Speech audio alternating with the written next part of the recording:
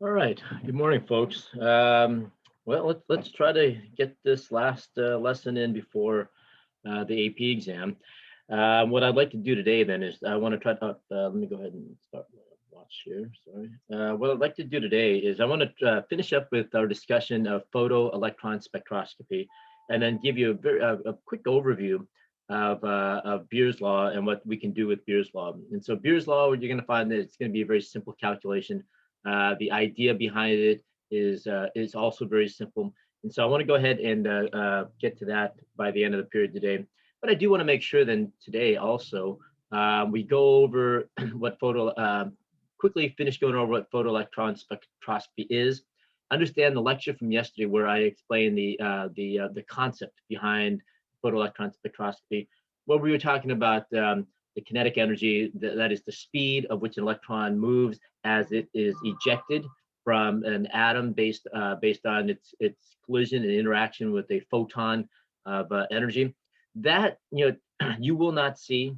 I have yet to see them ask a question like that on the AP exam, but I did want to explain that to you so that you can understand when we examine the spectrums today, the spectra today, why there are differences in the location of these peaks, what the location of these peaks are supposed to indicate, what the sizes of these peaks are supposed to indicate as well.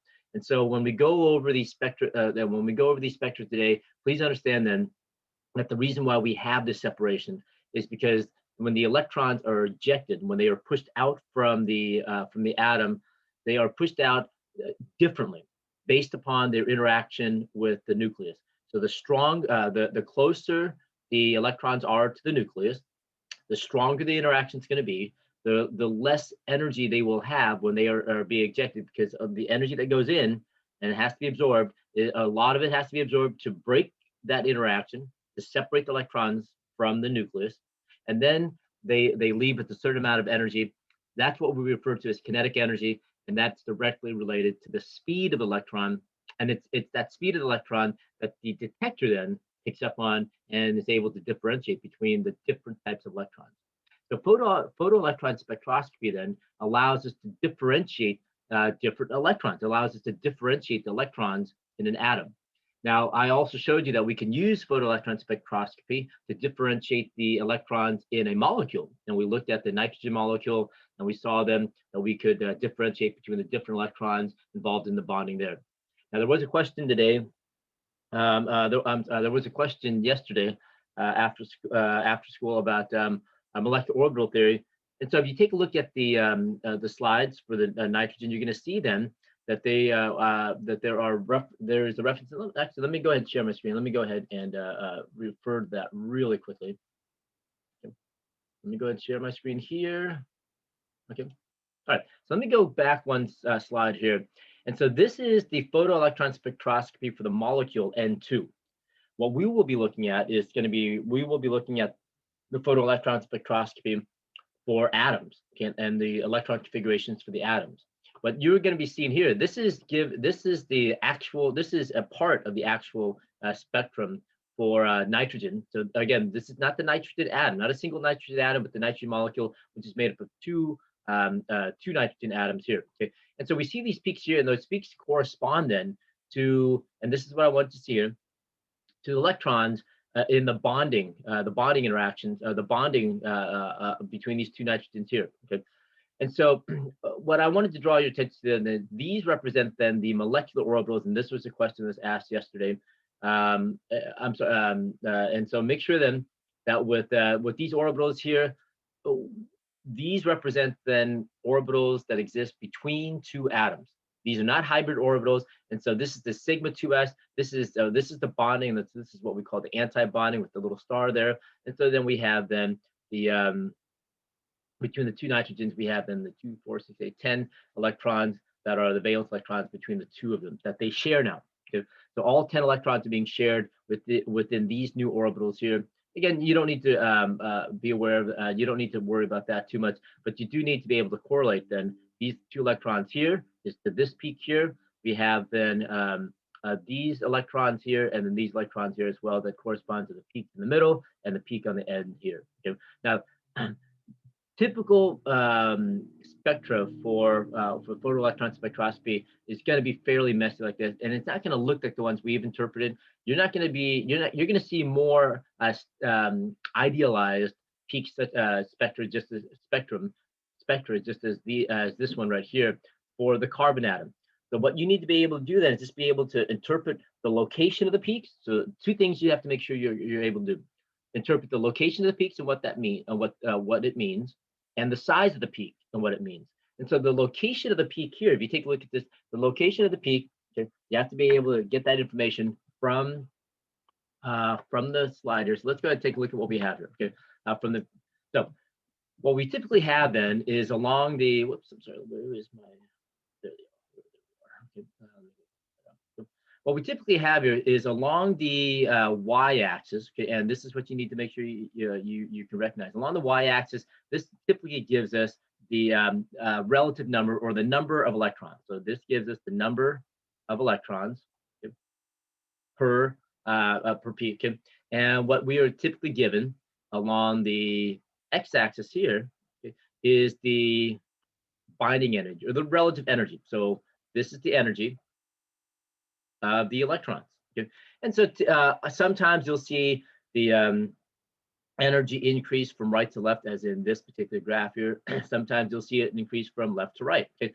But you want to make sure you identify the increase here, which means then for this particular graph, these electrons here are represented by this peak, and let's go ahead and interpret this particular peak right here, the one at about 150, and the units here for energies can be joules. You can find it as electron volts. You can find it as megajoules. But just make sure you understand that the x-axis represents energy. Okay, and so what you notice here then is that the peak furthest away, it has the highest amount of energy. So roughly about 250 or 200. We'll just call this 200 megajoules or joules per mole. Again, the unit doesn't matter. It's the relative position.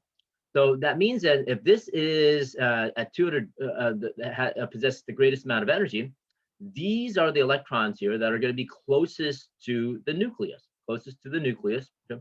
And so therefore then require the most energy to remove. Okay, and so how they got this is by taking the kinetic energy, the speed of the electrons, okay, and then relating that to the ionization energy or the binding energy of the electrons. And so this here represents then the electrons that took the greatest amount of energy to remove. They took the greatest amount of energy to move, which means that they represent then the electrons closest to the nucleus, okay, because they have the greatest amount of energy. That would be closest to the nucleus, and those are the two electrons right there, okay, which means then these electrons out here. So going down the list, we have then this peak right here, a little bit further away, okay, than this peak here. But that means then they're a little bit less, the binding energy is less, okay, which means then they this peak here, which represents the two electrons here, are further away from the nucleus because the binding energy is less. So the further away the electrons get from the nucleus, remember, the less energy, the less the binding energy they feel, the smaller the binding energy that they feel. So this peak here represents electrons that are further away from the nucleus. And so you can imagine then with this last peak right here, okay, let me go ahead and indicate that. With this last peak right here, okay, this is the furthest one away. And so therefore it has the lowest energy. And so therefore it represents the electrons that are furthest away from the nucleus. Okay? So the smaller the binding energy, the further away or the lower in energy or further away from the nucleus the electrons are. Okay, and so again, if this is carbon here, each one of these peaks then represents electrons, and if you notice it, all the peaks are the same size, and that means that each of these peaks represents an equal number of electrons. And so we know then that the atom is going to be carbon here, and we know the electron configuration for carbon. We can then figure out then that each one of these represents two electrons here, with these two electrons, remember, not being paired up, but they are on the same at the same energy level. Okay, so this is how we are able to determine. The electron configuration. Photoelectron spectroscopy then gives us data that we can use to confirm the electron configuration that we have proposed and that we learned back in first year chemistry. Okay? All right, let me go ahead then, and with that said, let's practice. And I want to make sure then that we have a opportunity to practice it, at least a few of these. Okay? Let's take a look at a couple of photoelectron spectra here. Okay? And make sure you understand that, again, what we're going to do then is we're going to look at the size and the relative position of each peak. So on this particular graph here, no numbers. You don't have any numbers, but I do tell you then that, again, the y-axis is the relative number of electrons. And this time I tell you, you have decreasing binding energy as you go towards the right. That means then this peak over here represents the peak, the electrons that have the greatest binding energy. And remember, if the greatest binding energy means then that's going to be closest to the nucleus, okay, closest to the nucleus, and we get further and further away from the nucleus as we go. Okay, all right. So with that said, then let's go ahead and again use the relative size of the peaks to determine then how many electrons are present at each one of these locations here. Okay, so let's take a look at this. Okay, so this is the photoelectron spectrum for phosphorus, okay? Which means in this first peak here, which is the closest to the nucleus, represents the two electrons that are closest to the nucleus. And so if we take a look at that, it's those two electrons right there. Greatest binding energy, they have the greatest amount of energy needed to remove those, and they represent two electrons in the 1s orbital. And so if you notice here, the next set of electrons here is going to be represented by the 2s or 2s electrons, okay? And those will be those. Now, obviously, here I have it, in a circle, but remember the 8 electrons are not equal in energy. You have the 2s electrons here that are a little closer to the nucleus, which means then they have greater binding energy, a little bit more difficult to remove than the 2p orbitals electrons, which then are these 6 right here. And so what do we notice about the peak? The peak then is about 3 times, I mean, you can kind of eyeball this here, you guys, it's about 3 times larger than this peak here. Okay, so therefore, since it represents 6 peaks, 6 electrons, this peak can be larger. So again, the size of the peak determines how many electrons are represented in that particular location. And the location of the peak represents then the binding energy, okay, how close those electrons are to the nucleus. Okay. All right, so with that said, then we have the 3s electrons here, okay, and we can just arbitrarily pick those 3 right there for phosphorus. And then with the 3p orbitals, then we have 3 electrons. Okay. And so therefore the size of the peak then is going to be a little bit bigger than the ones that represent 2 electrons, and that's what we have right there. Okay. So what we should be able to do then is we should be able to take the photoelectron spectrum for phosphorus here and be able to write out the electron configuration for it. Or if we are given the spectrum and we aren't told what this particular atom is, we should be able to try to discern that as well. Okay, so let's take a look at them at magnesium here, and let's do the same thing. Let's interpret the graph, let's interpret the spectrum, and assign each one of the peaks in the spectrum here to the electrons on magnesium here. Okay. All right. So again, this time we have energy. So we have the energy, a relative number of electrons, and there it is, the binding energy on the bottom here, binding energy in megajoules per mole, and it is increasing towards the left this time. Okay. And so we have, I'm sorry, again, decreasing towards the right. Therefore, the peak furthest to the left represents then electrons closest to the nucleus. The further away we get, the weaker the binding energy is, the further away those electrons are. Okay. All right. So with that said, then if you notice here, we have 3 peaks that are exactly the same height. At this point, we're not quite sure what it means, but since we know that it's magnesium, we know then that these represent 2 electrons, and you can see that here as well. Okay. All right. So therefore, this first peak, then we would. Oh, sorry. Let me go ahead. Sorry, go back here. We should be able to deduce then that this first peak right here, the peak furthest away, let's go ahead and analyze that first. This peak here is going to represent the 2 electrons closest to the nucleus. Okay. That electron and that electron there. So that's going to be the electrons in the 1s orbital. And so we should be able to figure that out. Okay. Then we should be able, working out from there, then we should be able to discern then that this peak right here represents the electrons in the second energy level. But this is a little bit higher in energy than these 6 right here. So so these must be then the 2 electrons. And again, since it's all in a circuit, I'm just going to arbitrarily pick 2 here. 2 electrons that represents the 2s electrons. Okay, so these are going to be the 2s electrons there. Okay. this is about 3 times larger than this. And even if you're not given the scale right here, and since this represents 6 electrons here, we should be able to figure out then, if we are given this, okay, that this peak here at 5.31 megajoules represents then the electrons in the 3s orbital. I'm sorry, 3s, the 3p orbital. Let me go ahead and erase this. The electrons in the 3p orbital, and that's the remainder of these right here. Yeah, 1, 2. Whoops, sorry. 2, 3, 4, 5, 6. So there are the 6 3p electrons, and then therefore this last peak right here should represent then the 2 electrons, okay, in the, I'm sorry, 2s. Sorry guys, this represents the 2p. Let me go fix that really quickly.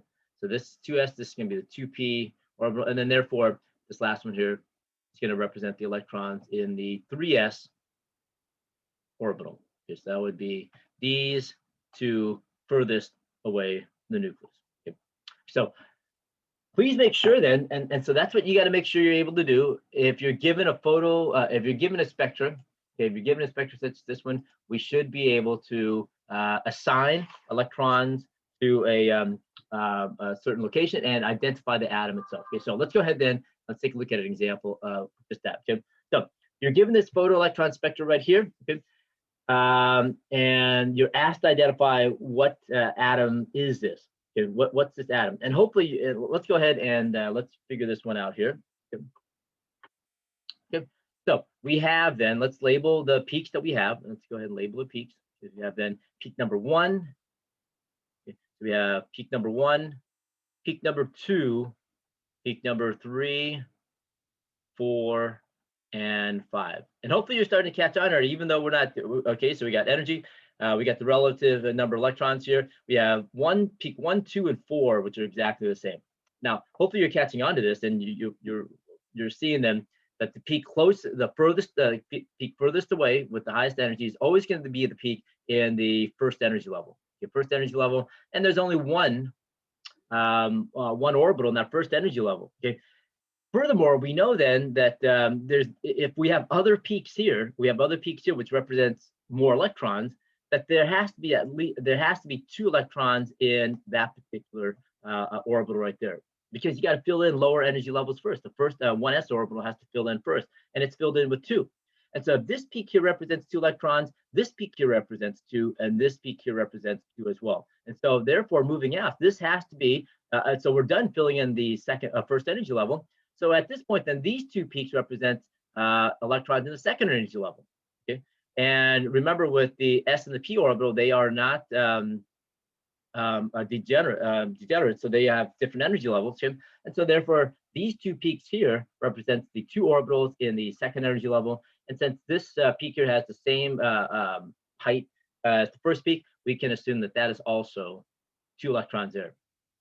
Then we look at the tall peak here, and it looks about 3 times larger than this, and so we should be able to determine that that is 6 electrons. Okay, so hopefully you can recognize that and then work through this. Okay, and then therefore, as you work your way out, then this has to be the peak at the third energy level, and this is going to be 3s, and that has to be 3p. And so you got to take what you remembered from what we learned in the first year of chemistry with electron configuration and apply it here.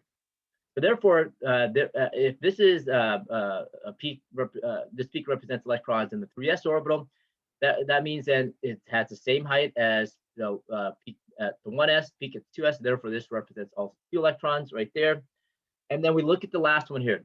Not quite the same height as the peak at 2p. It's a little bit lower, so you can assume then that that's going to be about, and it's not, and it's a little bit bigger than twice as, it's a little bit more than twice as large as this one here. So it can't be, so it's not going to be 4 electrons here. So we can say then estimate it's going to be 5 electrons here. Okay, and so when we look at the electron configuration here, we have 1s2, 2s2, 2p6, 3s2, and 3p5. Or what we can do is just add up all the electrons here, and then we get our atom then as chlorine. Okay. So this atom then is going to be the chlorine atom as we look at this. Okay. So that's what you have to be able to do. You have to be able to, given the a spectrum as like we have here, be able to identify this particular atom and what it is. Okay? All right, and I think that's pretty straightforward. Okay, so yeah, so there it is. There's the chlorine atom. And I'll leave it up to you to assign each peak to the electrons here. Okay, all right. So what you should also be prepared to do then is, if you're given two peaks right here, so what they've done is they overlaid two atoms on a single spectrum. They've overlaid two atoms on a single spectrum, and if you notice here, what they've done is they provided us with the spectrum, the peaks for helium and hydrogen. Okay, so the helium atom is represented by the pink curve here, and the hydrogen atom is represented by the blue curve here. What we should be able to do is make sense of this as well. Okay? Does it make sense then that helium, the size of the peak, first of all, is about twice the size of hydrogen? The answer there is yes, because remember, helium has a electron configuration that is 1s2. It has 2 electrons. Hydrogen has electron configuration that is 1s1. 2 electrons for hydrogen, for helium, 1 electron for hydrogen. Okay, so therefore the peak for hydrogen should be half the size of that for helium. So hopefully that makes sense. Now the question then is, does it make sense then that these 2 electrons for helium are further upstream? That means they are higher in energy than this 1 electron here. Now hopefully it does make sense, because remember, with helium here we have 2 protons that are pulling in on these electrons here, whereas with hydrogen we only have 1 proton that's pulling in on this 1 electron here. So 2 electrons and 2 electrons, it makes sense, would pull in with a greater force than 2 protons can pull in with a greater force than 1 proton. And so therefore, if these electrons here, these 2 electrons here, are being pulled in stronger, they're being held in more tightly, it takes more energy to remove them. And that's why then the binding energy for the 2 electrons for helium is further down. It's a further upstream here, further downstream, sorry, than the energy for the 1 electron for hydrogen. So what you have to be able to do then is also be able to understand, if you are given this particular spectrum here where they overlay again 2 atoms, you should be able to identify them. Okay. All right. So let's go ahead then and let's take a look at another. I'm going to save this for you, and then I'll post it for you. Let's take a look at another spectra here, and spectrum, and let's take a look at this here.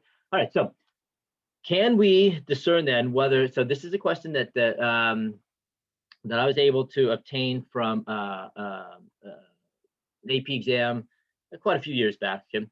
So can we be able to do this? Okay, so let's go ahead then and let's just discover this here. Okay, so we should already be able to, hopefully at this point, and again, it's pretty straightforward, be able to identify, I'm going to mark these peaks here, these different peaks and their location. Okay. Further downstream here is the this first peak here, which has the highest binding energy, and so we can imagine that this must be the electron at the 1s. Okay. Okay, and again, this 1s has to be filled. How do we know that it has to be filled? Because we have other electrons down here. And according to the Aufbau principle, remember, the 1s orbital has to be filled first before we fill in these other orbitals out here. And remember, 1s orbital is always filled with 2 electrons. So therefore, this peak right here also represents 2 electrons, a little bit further out. So this has to be the 2s electrons right there. Okay, and then finally, if you take a look at this here, this peak here is not quite 2 times larger than this. So this peak here does not represent, so we know that this represents the 2p orbital, so that this does not represent the 4 electrons. It's a little bit, about 2/3 larger, so this could represent then 3 electrons right there. And that's how we were able to figure that out. Okay, all right, so it's not the same size, just a little bit bigger, not twice as big, so it can't be 4 electrons, so it has to be 3 electrons represented by this peak. And so the electron configuration here is going to be 1s2, 2s2, 2p3, total of 7 electrons. Therefore, this atom then is going to be nitrogen. Okay, it's going to be the nitrogen atom, and that's how we were able to deduce the identity of this atom from the photoelectron. From the photoelectron spectrum for this atom. Okay, all right. Very good. Let's go ahead then and I'd like to do a couple more examples with you, okay, and interpret these graphs. So essentially what you need to be able to do is interpret these graphs, the spectra here. Okay, so let's look at another example of what you have to do when you interpret a spectrum, a photoelectron spectrum. Okay, right. This is okay. So this is another way that you can see then this question asked of you. Okay. So we have lithium and beryllium here. Okay, so let me make sure you understand this. The top spectrum is the lithium spectrum right here. So the top spectrum here is for lithium. And all we were showing then is the 2s orbital for lithium. And we're going to compare that to the 2s orbital for beryllium. Okay, so we're looking at the 2s orbital and the 2s orbital for lithium and beryllium. Hopefully you can make sense then of why the peak here for the 2s orbital, 2s electron for lithium is half the size of this peak here for the 2s orbitals electrons for the beryllium. Why? Because remember, lithium only has one electron in the 2s, okay, whereas beryllium has two. Okay, so that's what we have right there. So that should be pretty apparent. The question then is, why is this electron here? Why is this electron here further upstream than this electron here? Why is the energy here for these two electrons greater than the energy for this one electron here? Again, it comes back to, if you kind of understood what we talked about when I discussed hydrogen and helium with you, it's going to be the same answer. Okay? Because lithium has 3 protons pulling in on this one electron here, and beryllium has 4 protons pulling in on these 2 electrons here.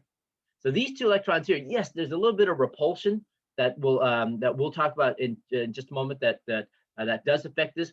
But the fact that it has an extra proton pulling it in, it's going to hold the 4 protons here are going to bind or pull in these 2 electrons more vigorously, which means that it's going to take more energy to remove this. So the binding energy of these 2 electrons is going to be greater than the binding energy for this one electron here. Okay. Now, we can also imagine that if you were asked to do this, to draw in the peak for the 1s electrons, you should be able to do that as well. So I mean, you'll obviously have to estimate here, okay? But you can imagine then that the 1s orbital for lithium would be somewhere right here, a little closer. So you can imagine this here. So this, I'm sorry, let me go ahead and try that again. So this then would be the 1s orbital for lithium. It's about right there. And hopefully it makes sense to you why it's twice as big, because this represents in the 1s. And you can imagine then that the 1s orbital electrons for beryllium would be somewhere further downstream there for lithium. So both of these here represents the 1s. Okay. This is going to be the 1s 2 electrons for lithium and beryllium. So please make sure then that you can, if you were asked, be able to fill in those missing peaks there if you needed to. Okay. All right. Let's take a look at another way that you may see this. Okay. So this question, a question about photoelectron spectroscopy on the AP exam. Okay, here what they're asking to do is compare phosphorus and sulfur. Phosphorus and sulfur. Let's go ahead and take a look at this here. And I don't remember if I pulled this problem off of an AP exam or not. But anyway, let's take a look at this. So for the very first one here, we're looking at phosphorus. Okay, so the first peak is phosphorus. The first spectrum is phosphorus, and the second spectrum is for sulfur. Okay, again, upstream here, higher energy. Okay, we got the peaks here. Okay. And so hopefully you recognize then, and let's go ahead. I'm just going to label this for you. Okay, we have the 1s orbital here, electrons here. You got the 2s electrons here. You got the 2p electrons here, 3s electrons here, and then the 3p electrons right there for phosphorus. Doing the same thing for sulfur. Okay, let's go ahead and do this. We have the 1s, 2s, 2p, 3s, and 3p electrons right here. Okay. All right, phosphorus, let's go ahead and I'm going to label this here for you. Remember, phosphorus has 15 protons, okay, and sulfur has 16 protons. Okay. All right, so the question that they're asking us is they want us to take a look then at this peak here. They want us to take a look at this peak here, representing the 6 electrons for the 2p here. And so let me go ahead and do this a little bit bigger. They want us to examine this peak here and this peak here. And if you notice, and I want to draw your attention to this, these 6 electrons are further upstream, upstream than these electrons here. These 6 electrons here are bound more tightly to the nucleus than these 6 electrons here. And so the reason why is that? It goes back to what we just said earlier. Okay, you have then more protons for sulfur. You have 1 more proton for sulfur than you do for phosphorus. Therefore, these 6 electrons, if you notice then, that's true for all the peaks. Look at the 1s peak here. It's a little bit further upstream than the 1s peak for the phosphorus. Okay, and so why is that? You have more protons here. These protons here are all pulling in a little bit more for pulling in these electrons a little bit more. So therefore, then the binding energies for all these electrons are a little bit higher upstream, a little bit greater binding energy, except for the last one. And so let's, they ask us about that too. Let's examine these, let's examine these electrons here, because if you notice here, it's the phosphorus now, the phosphorus electrons that are a little bit further downstream, upstream than these, the sulfur electrons here. That is, the phosphorus electrons here have greater binding energy than this. Look, you got 1.06 compared to 1. For every other peak, sulfur has the larger binding energy. Okay? 239 versus 208, 222.7 versus 18.7, 16.5 versus 13.5, 205 versus 195. But the last one here, sulfur has 1, phosphorus has 106. Now the question then is, why is that? Okay, I mean, obviously it can't. The number of protons cannot be used to explain that. Okay, it's here then. It's the repulsive energies here. Here you only have 3 electrons. So up here with, if you take a look at the 3 electrons here, you only have 3 electrons in the 3p orbital. Here you have 4. It's at this point here where repulsion, these 4 electrons will repel each other, and because they repel each other, that repulsion counters the attractive force that that these 16 protons have on these 4 electrons. So repulsion is always going to work in counter. It's going to work in opposition to the attraction between the nucleus and the electrons. If the electrons repel each other, that means then essentially what it does for us is it allows those electrons to be a little bit loosened. They're not going to be bound as tightly to the nucleus. Now that's always going to be true. Now, obviously, for these electrons closer to the nucleus, they're so close that attraction is the predominant force that is pulling in these electrons and leading to the binding energy here. Okay, and that's why we see that all the way up till the very last peak here. But the further away you get from the nucleus, okay, the more repulsion comes into play, and the more repulsion accounts for the binding energy. So closer to the nucleus, it's going to be the attraction to the nucleus and the protons that contributes to the strength of the binding energy. The further away you get from the nucleus, okay, it's repulsion then that accounts for the size of the binding energy. And that's what we see then here, that the 3 electrons here for phosphorus has a slightly larger binding energy than the 4 electrons here for sulfur. Okay, repulsion explains then why the repulsive interaction between these 4 electrons here explains why the binding energy for sulfur then is less, even though for these 3p electrons is less than the binding energy for these 3 electrons from phosphorus, even though every other electron for sulfur has a larger binding energy. Okay, so that's you got to make sure you keep in mind. Okay, so those are the ways that you'll see the photoelectron spectroscopy asked of you on the AP exam. There's no calculations that they can ask you to do. That would not be fair for you. You haven't done that. Like I said, you wouldn't be asked to calculate for the ionization energy that's the binding energy. Remember, ionization energy is the binding energy. You would be able to you wouldn't be asked to do that because that's not covered in this level of chemistry. Okay, so be able to interpret these spectra here. I've included for you a packet that you can use to help you practice this a little bit more. So please practice it and take a look at it. Okay, all right. So if you don't mind, I'm going to go over a little bit more. I'll go over time a little bit. Okay, so please take a look at these graphs here and take a look at this as well. Okay, so here's another example of an overlay. This is boron here. And what they ask you to do then is draw the carbon spectrum as well. Okay, so please take a look at that. And if you, that is how it would be overlaid. Hopefully you can see then that why the carbon, so this represents the 2 electrons and the 1s orbital for carbon. And these are going to be the 2 electrons for the 1s orbital for boron. Hopefully you can see then why carbon is a little bit closer, has a little bit higher binding, has a higher binding energy than for boron.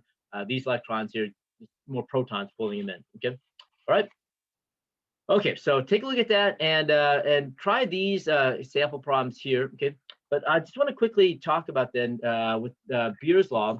Because Beer's law then is a way that we could, so it's another, it's not exactly spectroscopy, but it uses electromagnetic radiation in very much the same way that spectroscopy does. And remember, with spectroscopy, we're using energy. We can use the photons of light, or we can actually use other types of particles.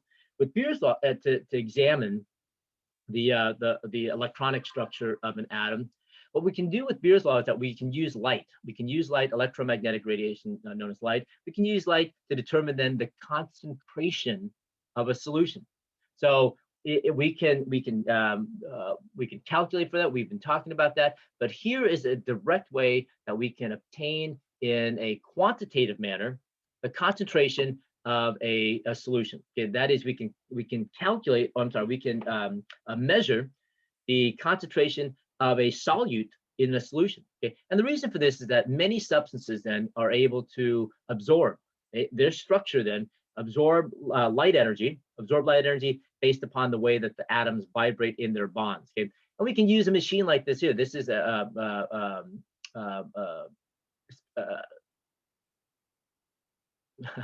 sorry. This is a machine that allows us to measure the concentration, and we can shine light in. So we put in our sample here, okay, and then light is we put in our cuvette in here. Light is shined through the cuvette and our sample, okay, and then that way is then the machine then reads the amount of light that passes through what we refer to as emitted light, and based on that and the starting amount of light that we have, okay, we can the machine then can go ahead and give us a reading that is going to be related to the concentration. Okay, and what is that machine reading? Okay, and so unfortunately at spectrophotometer, sorry about that, at a brain lapse right there. So this the spectrophotometer, what they do then is that they measure the amount of what we call incident light, as opposed to the light that actually passes through, which is going to be light that is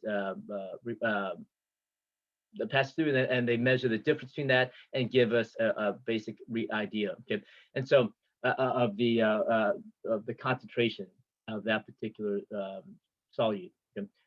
the particular solution.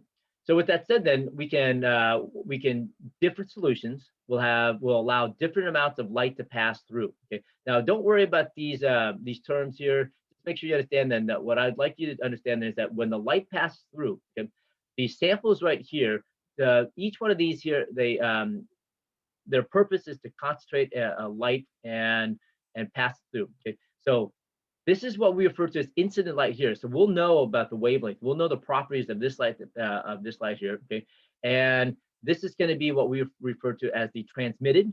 Okay, so the incident light here. Okay, that's the light to pass through. The transmitted light is the light that is not absorbed to pass through, and then the monitor the machine then is able to compare the ratio of these two and give us a reading here that would, if we use Beer's law, we can use that to determine the concentration, or the machine can also do that for us as well. Okay. Right. So what the machine basically does is, or what the detector basically does, is it compares the ratio of the transmitted light here, which is I, versus the incident light here, which is I sub naught. Okay. And that ratio there is what we refer to as the transmittance. The transmittance then, if we graph the transmittance, the percent transmittance versus concentration, and we get this this sloping line, this curve right here. So which is fine, but what we want to be able to do is if we can if we take the negative log of this transmittance, so we take the transmittance and we take the negative log of that and compare it to concentration, we get a straight line. We can get a straight line from which then we can use the formula for the straight line to make predictions about concentration versus transmittance. Now remember, this is the negative log of transmittance versus concentration, which gives us the straight line. Okay. All right. So what we're doing here is we are looking at the transmittance. Even though we are taking advantage of the absorption of light, not all the light will be absorbed. Okay. So the solute, whatever the solute is here, okay, the chromophores that you saw in a few slides back, the particular section of the molecules that will absorb light will absorb it. Okay. But the rest of the light will pass through. Now, some of the light will be reflected, and we can't account for that. Okay. But what we can do then is we can compare the transmitted light versus the incident light and be able to obtain what's called the absorbance. Okay. So the absorbance then, so remember the transmittance, okay, the transmittance then is just simply the ratio of transmitted light versus incident light. We want the negative log of that, which is called the absorbance, because the absorbance, when we compare that to the concentration, will give us a straight line. Okay, again, we want that straight line because we can use that to make easier predictions. Okay. All right. So with that said, then just real quick here, if you get 100% of zero absorbance, then all the light's going to be transmitted. Okay, and so you can look at the scale here and be able to kind of figure out then the relationship between the negative log here of absorbance and then the percentage here for the transmitted light. Okay. All right.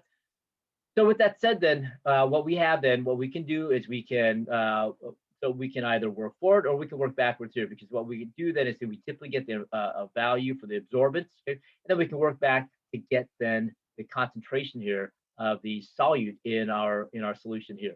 Okay, that's what you want to make sure you keep in mind, that there is a relationship between the absorbance here, okay, and the concentration here, and that is summed up in the Beer's law, or what we refer to as Beer-Lambert, the Beer-Lambert law. Okay, all right. So there is our absorbance, and remember the absorbance is here, the negative log of the ratio of the negative log of transmittance. Okay, and so there is our absorbance. We get this value directly from the photospectrometer. Okay, and then this is your concentration right here. So there is a direct relationship between absorbance and concentration that we can take advantage of if we know this value for epsilon and if we know this value for L. L is simply the length of the path length through which the light travels. And for these cuvettes here, and this is why they standardize this, with these cuvettes here, the path length is always going to be 1 centimeter. So we don't have to worry about that either. Okay, so all cuvettes, okay, when we, I'm sorry, a cuvette is the container into which we put our sample, okay, that we want to measure. Okay, so this is what's called the cuvette. The length of the cuvette will always be 1 centimeter, and so therefore that is your path length. So that's that L is. L is the path length through which light will travel, and that will always be 1 centimeter. Which means then the only thing we have to be able to obtain then is this what we call epsilon, which is the molar extinction coefficient. Now the molar extinction coefficient is unique for different substances, okay, for different solutes. Okay? And so it's a calculated value. It is a experimentally derived value. And the lab that we would have done in class is that we would have obtained the absorbance, okay? And we can obtain the concentration here. And then what we can do then is we know what the path length is. We can set this equation up, okay, very easily, divide both sides by L and C, and then we can determine the molar extinction coefficient from the measured value for absorbance and the measured value for concentration. Okay? And again, or the value of concentration that we of the solutions that we make. Okay, so we can make the concentrations here. Okay, so we can determine that. And so we make the solutions. Okay, we measure the absorbance. We know the path length. We can calculate for the molar extinction coefficient. Okay, and then so the molar extinction coefficient is a constant for a given solute. And so for the problems that you'll probably be given then is problems that you'll see on the AP exam is that you'll be given the molar extinction coefficient, and you'll be asked again. You will always know the path length is always going to be 1 centimeter. Okay, and so you'll be asked either to find the concentration or to find the absorbance. Okay, all right. So you would expect a problem such as this one right here, and the calculation ends up being really simple. The relationship between absorbance and concentration is also very simple. And so Beer's law, or the Beer-Lambert law here, is very straightforward. It is such an easy law to use, and that's why in bio we use it quite a bit. In biochemistry, we use it quite a bit to determine concentrations, unknown concentrations. So we have a solution, we don't know what the concentration is. If we can pass light through it, if there's a certain amount of light that's transmitted through, we can get the ratio, find the take the negative log of that, find the absorbance, and then from there, if we know what the solution is, if we know what the solute is, we can determine the solution. Okay, and that's what this problem is asking us right here. And again, we are the molar extinction coefficient is going to be given to us, and we would have to find that for cobalt. Okay, all right. So we can determine that, like I said, experimentally. We can determine the molar extinction coefficient experimentally if we know this, the absorbance that we can measure, and the concentrations for the solutions that we make ourselves. Okay. All right. So with that said, then we can graph it. The slope of that line then is going to be the molar extinction coefficient, the product of the molar extinction coefficient and the path length here, which again is always going to be 1 centimeter. So therefore, the length of that line right there, I'm sorry, the slope of that line there will essentially give us the molar extinction coefficient. Okay? And so here are some examples of some values for the molar extinction coefficient for certain compounds here. Okay, and again, like I said, these will be given to you, or they will give you enough information to solve for it. Okay, all right. So that's the Beer's law, folks. I think it's going to be pretty straightforward. Please tomorrow, if you have any questions about this, we can ask. We'll make it quick. That way, like I said, you don't have to worry about this so much. But I know that we didn't spend as much time on this. I wish we had a chance to work through some experiments with this, but the nature of school this year has been really didn't allow us to do that. So focus in on what you can, and then do the best you can. I know you folks will do fine. Okay. All right. I will see you folks tomorrow, and then we'll go tackle that AP exam. Okay. All right. Have a good rest of the day, you folks, and I will see you tomorrow.